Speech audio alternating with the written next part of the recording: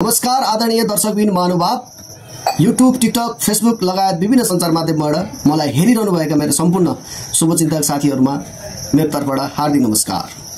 आजको विषय चाहिँ हाम्रो संसद भवनको सांसदहरु मध्येमा धेरै जानकार अर्काको गल्ती त यस्तो कि त्यो ढाडमा कमिला हिँडे पनि देख्नी यति साग खानुहुन्छ रे उहाँले यति साग खानुहुन्छ रे सानो घिउ कमिला पनि 4 किलोमिटर परबाट देख्नुहुन्छ रे गल्तीको घिउ कमिला अरुको ढाडमा अझ विशेष गरी रासोपा लगायत रासोपाको कुनै पनि सांसद त्यो माथि झन् रवि लामिछाने उहाँहरुको विषयमा त उहाँलाई यति ज्ञान छ कि रवि लामिछाने कहिले जन्मिनु भयो रासोपाको 21 वटा सांसद कहिले जन्मिनु भयो नारायण कति भयो फास्ने कति भयो बीए कतिवटा भयो कसको सहानी कतिवटा छ कसले कुन मेन पावर चलाएर बस्छ कुन मेन पावरबाट मान्छे विदेश पठाउँछ कसले के व्यवसाय गर्छ को नेपाली नागरिक हो को विदेशी एनआरएन हो रासोपाको विषयमा उहाँलाई जति त नेपालमा कुनै पनि मान्छेलाई ज्ञान छैन। उहाँ त यति चोखो आफूलाई यति चोखो मान्नुहुन्थ्यो कि मानव उहाँबाट त गल्ती नै भएको छैन। त्यो 48-49 सालतिर खोइ के जाति भएको थियो पनि उहाँले गरेकै होइन, उहाँलाई अदालतले चोखो बनाइदिएको।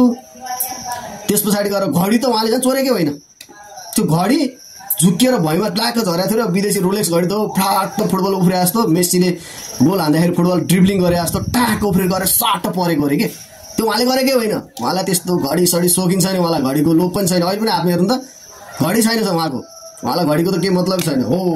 यति भनिसक्यो तपाईले बुझिसक्नुभयो होला मैले कसको विषयमा कुरा गर्न लागेको छु भने।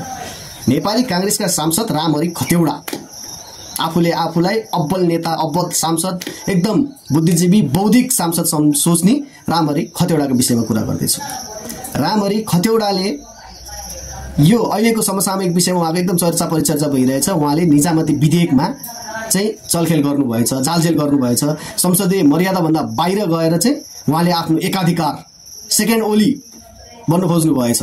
सायद ओली विदेश भ्रमणमा भएको बेला उहाँको ठाउँ लिनलाई खोज्नु भयो कि चर्चा पाउन खोज्नु भयो कि उहाँले यति तानाशाही निर्णयको तरिकाले चाहिँ त्यो प्रतिवेदन पेश गर्नुभएछ कि सब संसद हेरे उहाँले त सिधै भन्नुभयो होला सायद अरूलाई केही पनि थाहा छैन मैले गर्दैछु हुन्छ, हाम्रो 89 सिट छ, 89 सिटमा टेकेको सरकार हो।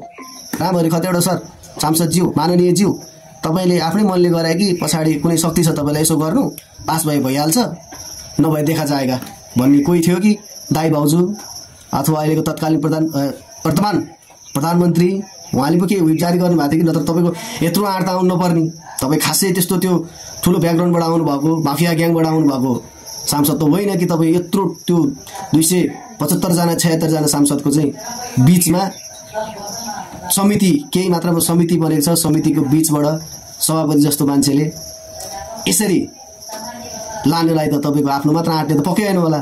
खैर केही छैन गर्नुभयो नि, तपाईले आफ्नो परिचय त दिनुभयो नि, सारा जनतालाई नेपाली जनतालाई सारा मिडियालाई परिचय दिनुभयो कि म यतिसम्म गिरेको सांसद हुँ, मैले आज गरेको कर्मले मलाई हिजो लागेको आरोप जति सबै सिद्धि भयो, त्यो सबै पनि सही थियो भन्ने कुरा प्रमाणित गर्नु होइन। धन्यवाद तपाईलाई रामहरि खतेवडाज्यू।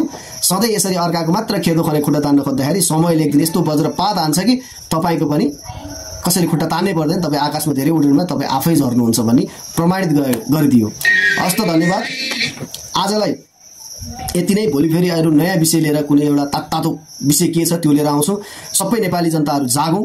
अब यी पुराना लुगा पुराना भैँसियालाई फालिने चलन छ, यो पुराना दलहरुलाई फालौं, नयाँ सोच नयाँ विचार नयाँ झोला विचारको झोला फेरि बोकेर अगाडि बढौं, देशमा परिवर्तन गरौं। तपाई नबोले कोही बोल्दैन, म नबोले कोही बोल्दैन, तपाई हामी बोले सारा संसार बोल्छ। यदि तपाई हामी बोल्दा जेल परिन्छ भने पनि बोलेको भएर परिन्छ भनेर नडराउनुस्, बोल्नुस् बिन्दास, तर जनतालाई सचेत चाहिँ गराउनै पर्छ नि। यिनीहरूले गरेको कुकर्महरू चाहिँ तपाई हामीले जसले जति जानेछौं त्यति चाहिँ आफ्नो फेसबुक टिकटक युट्युब सबैमा आएर आफ्नो एकाउन्ट भन्नुपर्छ। मिडियाको चाहिँ खासै भर छैन, सोशल मिडिया भनेको आफ्नो स्वतन्त्रता राख्नको लागि हो, राख्नुस् भन्दै म आजलाई बिदा हुन्छु। हस्त जय नेपाल।